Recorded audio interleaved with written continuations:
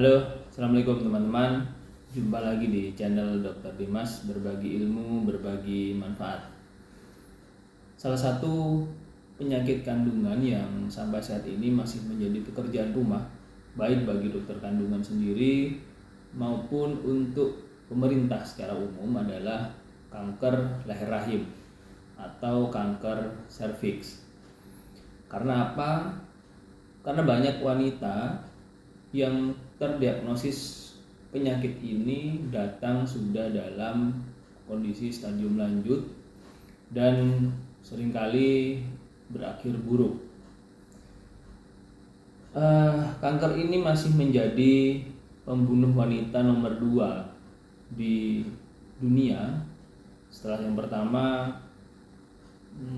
kanker payudara.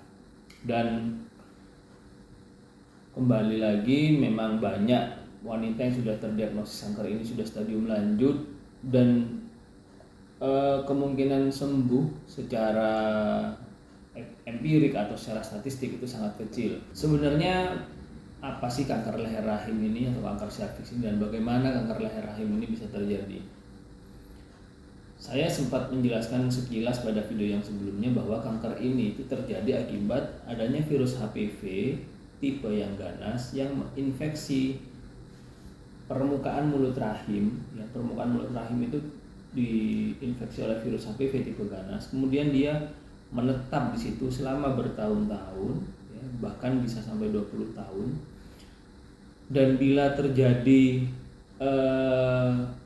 misalnya gangguan kekebalan tubuh gitu ya, kondisi tidak fit yang terjadi selama bertahun-tahun atau perilaku seksual yang kurang baik, maka sel yang tadi, sel virus HPV itu akan merusak leher rahim dan mudah berdarah.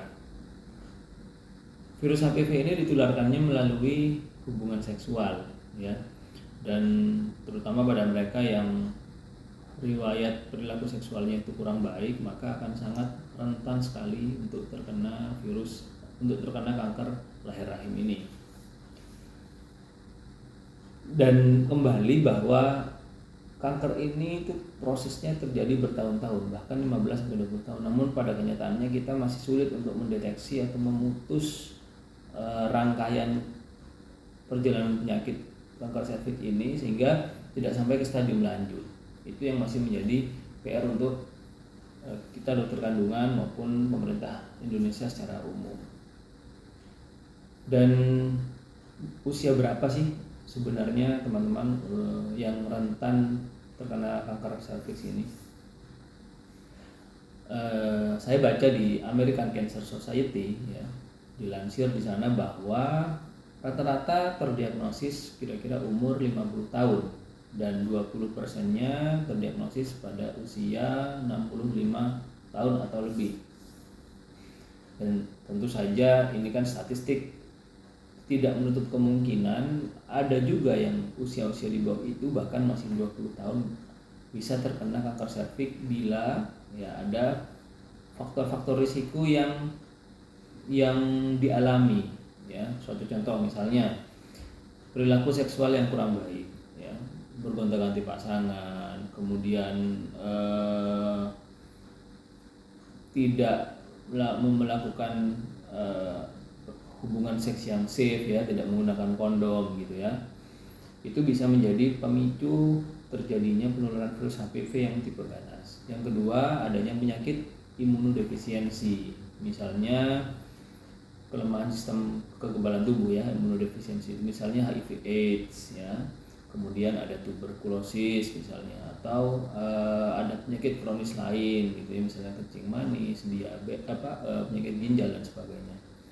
Itu bisa melemahkan sistem kekebalan tubuh kita sehingga virus HPV yang ada di leher rahim tadi menjadi aktif dan menjadi destruktif. Dia merusak sel permukaan leher rahim sehingga menjadi kanker, ya.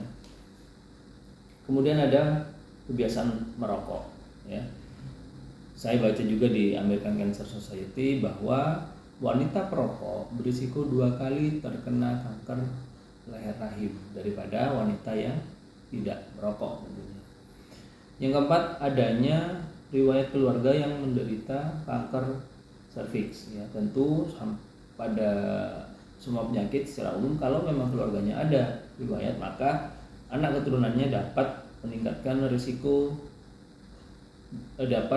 memiliki risiko lebih tinggi untuk menderita kanker serviks atau penyakit-penyakit yang lainnya ya. Yang kelima, hygiene yang jelek ya. Poor hygiene itu sangat rentan, misalnya ya poor hygiene itu maksudnya jarang mandi, terus kotor, kemproh gitu ya.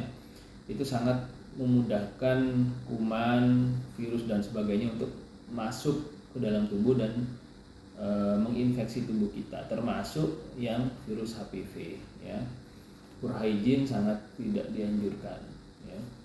Kemudian yang menarik adalah tidak suka buah dan sayur. Ini juga dijelaskan di American Cancer Society bahwa pada wanita yang tidak suka buah dan sayur memiliki risiko kanker serviks yang lebih tinggi daripada mereka yang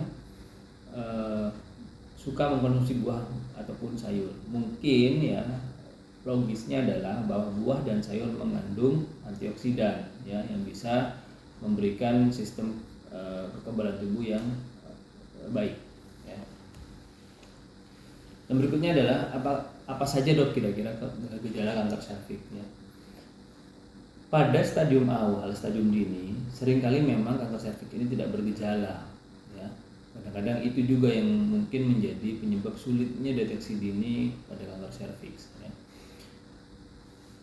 Kenapa tidak bergejala? Karena memang virus HPV itu hanya numpang tidur aja, istilahnya begitu ya. Numpang tidur, dia tidak aktif dan tidak ada gejala sampai pada akhirnya misalnya perilaku seksual tidak berubah, kemudian poor hygiene dan sebagainya, merokok dan sebagainya tetap dilanjutkan, maka akan ada kemungkinan atau sangat besar kemungkinan virus yang tadi itu hanya tidur dia bisa menjadi beranak pinak, aktif dan mulai merusak jaringan-jaringan leher rahim ya.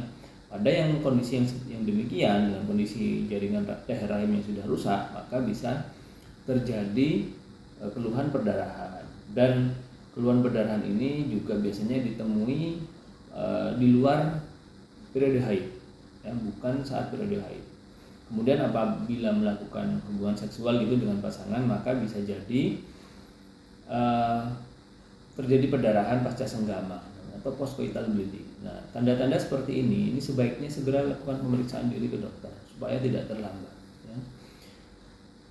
Dan bila pada stadium yang sebelumnya tadi itu juga tidak ada tindakan, tidak lakukan pemeriksaan dan dia berkembang hingga menjadi ke stadium lanjut, mengganggu jaringan di sekitarnya, maka bisa terjadi gangguan berkemih karena organ yang dekat dengan serviks salah satunya adalah saluran kencing. Kalau dia menyebar ke daerah saluran kencing dan dia membuntu saluran kencing, maka bisa terjadi pasien tidak bisa berkemih karena salurannya buntu dan menyebabkan gangguan ginjal yang berat. Bila pada stadium tersebut juga belum ada tindakan apa-apa dan penyebaran sel kanker bisa masuk ke paru, masuk ke otak dan masuk ke organ-organ lain, maka tentu akan muncul keluhan sesuai dengan di mana dia tempatnya. Misalnya dia di paru, maka dapat menyebabkan sesak nafas. Misalnya dia di otak, bisa menyebabkan kejang atau gangguan kesadaran. Dan tentu yang paling buruk bisa menyebabkan meninggal dunia. Itu tanda-tanda kanker serviks. Startnya adalah perdarahan, kemudian ada juga keputihan yang banyak, gatal dan sangat berbau, dan ini tidak berhenti, bahkan biasanya semakin lama semakin banyak. Dan tak lupa juga ada nyeri yang tidak biasa. Nyeri ini nyeri hebat yang tidak membaik dengan penggunaan anti nyeri yang biasa. Itu adalah nyeri-nyeri kanker ya. Karena dia sangat rusak dan sangat destruktif pada jaringan-jaringan di sekitarnya. Apakah kanker serviks ini bisa diobati? Bisa. Ya, apakah harus dioperasi? Pada stadium awal bisa dilakukan operasi. Karena apa? Karena pada stadium awal dia belum menyebar kemana-mana, sehingga diangkat rahim secara total dengan jaringan-jaringan sekitarnya biasanya cukup bisa menyembuhkan. Namun pada stadium 2 atau stadium 3 bisa diperlukan radioterapi ya. Terapi utama kanker serviks ini adalah radioterapi, dan bila diperlukan misalnya sambil menunggu antrian radioterapi gitu dapat dilakukan pemberian kemoterapi ya. Berikutnya adalah apakah kanker serviks ini bisa dicegah? Sangat bisa. Pemerintah Indonesia sudah mulai mencanangkan atau menggalakkan program vaksinasi HPV pada wanita atau anak-anak perempuan usia sekolah dasar kira-kira 11-12 tahun, kelas 5 atau kelas 6 SD gitu ya. Dan itu diupayakan akan gratis dan dilakukan secara nasional dengan harapan mereka yang masih muda ini memiliki kekebalan yang baik pada virus HPV, sehingga apabila nanti mereka menikah dan tentunya akan berhubungan seks sudah ada proteksi yang melindungi leher rahim anak-anak tadi ya. Dan yang lebih penting adalah kesadaran dari setiap perempuan ya untuk melakukan pap smear atau pemeriksaan IVA ya. Ini adalah tujuannya untuk melakukan screening dan melakukan deteksi dini, sehingga apabila ada temuan-temuan yang bermasalah ya, maka bisa dilakukan tindakan secepatnya gitu ya. Kapan sih harus melakukan deteksi dini itu? Kalau saya berpesan maka lakukan saat ini juga, jangan terlalu lama menunda. Jangan selalu menunda karena takut dan sebagainya. Karena apa? Karena ketakutan yang kadang-kadang tidak rasional ya, ketakutan tanpa sebab itu justru bisa menjadi penyesalan di kemudian hari. Jadi bagi teman-teman sudah menikah atau sudah pernah berhubungan seksual, saran saya segera lakukan pap smear setidaknya 1 tahun sekali, atau mungkin bukan pap smear, boleh IVA ya.